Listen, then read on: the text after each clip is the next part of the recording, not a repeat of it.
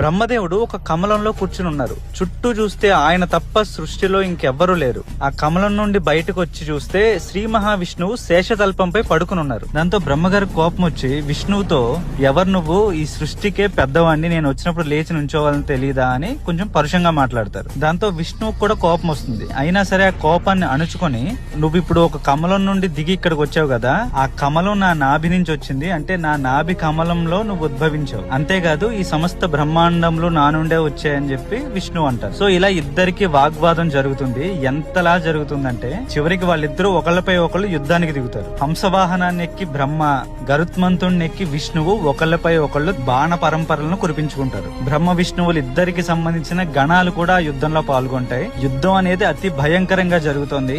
బాణ యుద్ధం పూర్తయింది, అయినా కూడా ఎవరు గెలిచారు అనేది తెలియకపోవడంతో కోపావేశానికి లోనైన విష్ణువు మహేశ్వరాస్త్రాన్ని ప్రయోగిస్తాడు. ఆ మహేశ్వరాస్త్రం యొక్క ధాటికి బ్రహ్మ యొక్క వాహనమైన హంస తన యొక్క కళాకాంతులను, తన రంగును కూడా కోల్పోతుంది. ఇక బ్రహ్మగారైతే ఆయన తేజస్సు మొత్తం కోల్పోయి చతికిల పడిపోతారు. అప్పుడు హంస బ్రహ్మగారిని చూసి వెటకారంగా, వచ్చిన రెక్కల వెనకాల దానుకోండి అని చెప్పి అంటుంది. దాంతో బ్రహ్మకి ఇంకా కోపం వచ్చేసి తన కమండలంలో ఉన్న నీళ్లను తన చేత్తో తీసుకుని పాశుపతాస్త్రానికి సంబంధించిన మంత్రాన్ని చదివి విష్ణువు యొక్క వక్షస్థలం వైపు ప్రయోగిస్తాడు. అసలు పాశుపతాస్త్రం అంటే ఇంకా అస్త్రాలలోకెల్లా పరాకాష్ట. ఆ అస్త్రం అనేది 1000 ముఖములతో ప్రచండంగా మంటలను పుట్టిస్తూ లోకాలన్నింటినీ కాల్చేస్తుందా అన్నట్టు విస్తరిస్తోందిట. ఇక ఈ గణాలు, ఇతర దేవతలందరికీ అర్థమైపోయింది, అసలు ఈ బ్రహ్మ విష్ణువుల యుద్ధం ఇలాగే కొనసాగితే ఈ సృష్టి మొత్తం నాశనం అవడం ఖాయం. ఈ యుద్ధాన్ని ఎలాగైనా ఆపాలి అని ఎవడి అనుమతి లేనిదే గడ్డి పూచ కూడా కదలదో,